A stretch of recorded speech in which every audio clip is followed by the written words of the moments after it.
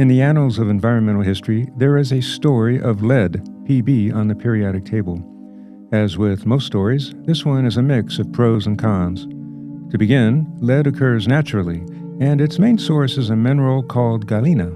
Several towns of America are named Galena, notably Galena, Illinois, renowned for lead mining, as well as for being the home of Ulysses S. Grant, 18th U.S. President. A town in Colorado is named Leadville, famous for all sorts of mining, including for lead. Mining and smelting of lead go way back. This time series of lead production starts at 5,000 years ago, and National Geographic depicts lead smelting in BCE times.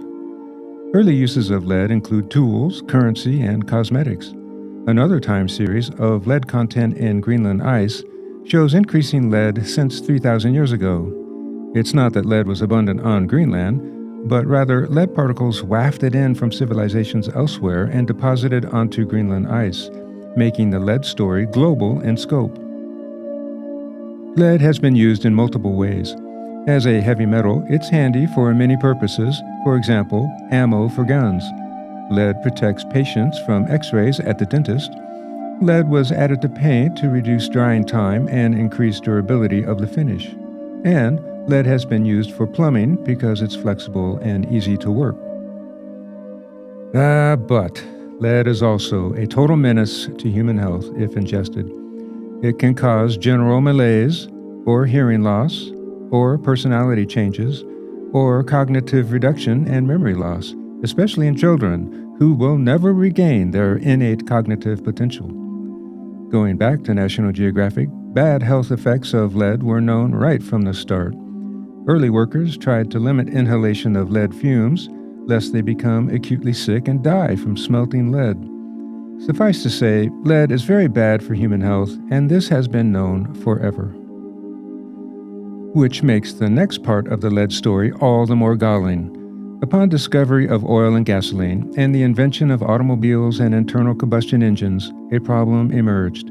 The air-gas mixtures within pistons tended to combust on their own prior to the spark plug firing off, which messed up the timing of the entire engine.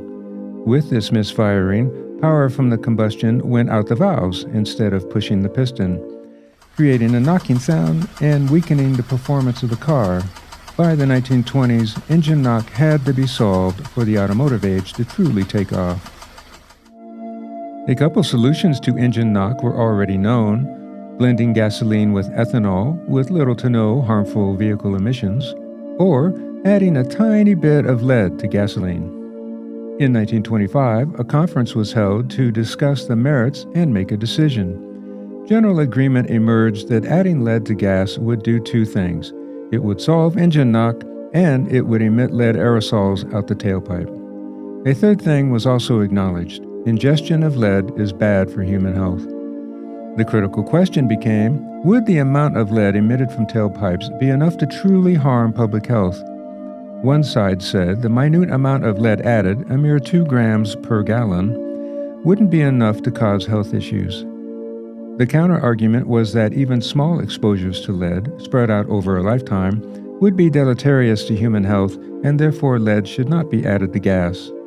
The decision came down in favor of adding lead to gas, putting into motion what would become an ecological and public health catastrophe. Jamie Kittman, journalist, calls it like he sees it on leaded gas. Lead gasoline did the most to spread lead of anything. I've read that like 80% of the anthropomorphic lead in the environment is supposedly from gasoline. Another author went so far as to dub the lead story the crime of the century. Debate over adding lead to gasoline continued after the fateful decision.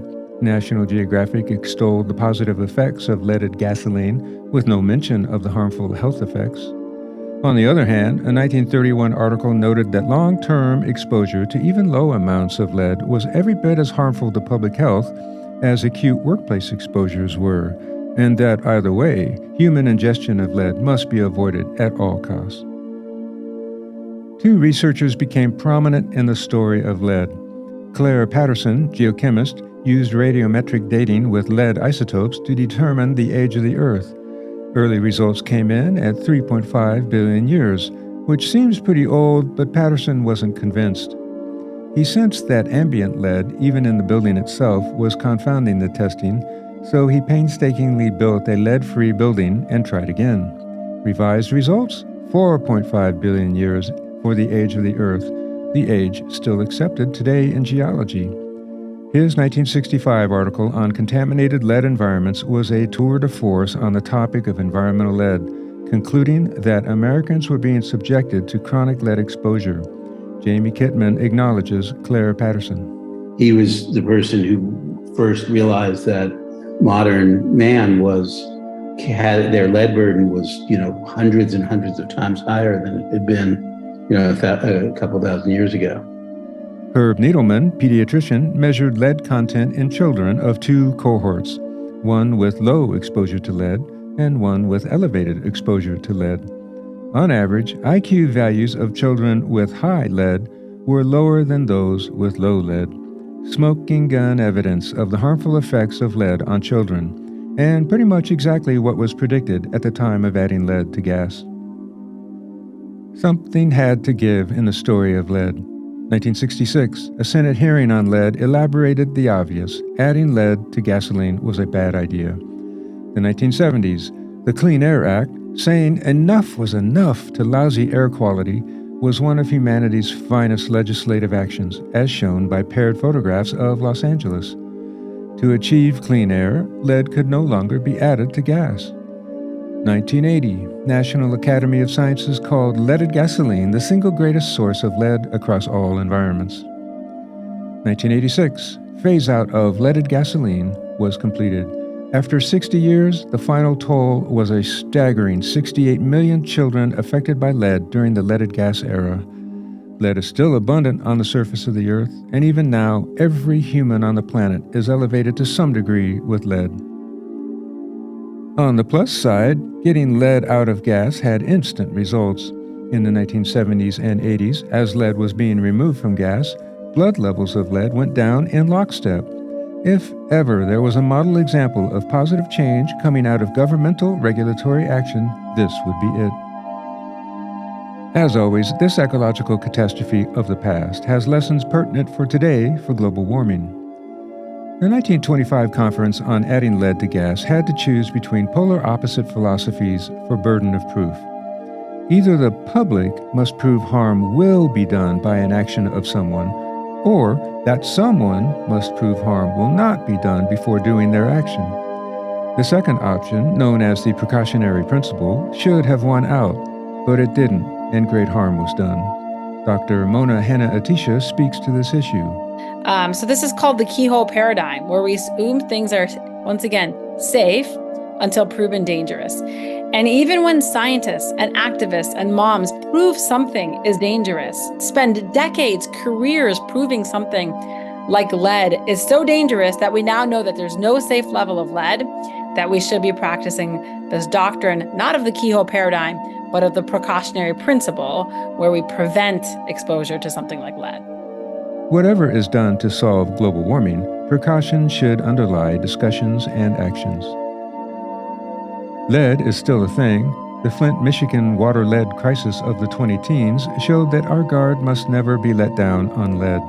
Dr. Mona's book, What the Eyes Don't See, speaks to the Flint experience. Reducing complex problems to simple binary options can be damaging. For lead, it was either have cars that run well or breathe air without lead. Not a good framework for decision-making. For global warming, it's either have easy energy now from combustion of fossil fuels or struggle with alternative fuels and try to avoid theoretical catastrophe deep into the future. Also, not a useful framing. The story of lead runs the gamut for humanity. Discovered long ago to be both a useful metal and a nightmare for personal health, lead has played both its good and bad roles forever. Lead can be used safely, so it's not necessary for society to give up lead altogether. But precaution must prevail in all steps of using lead, because the mantra now that there is no safe level of lead for human bodies is inescapable. In this way, the story of lead as a great ecological catastrophe serves well.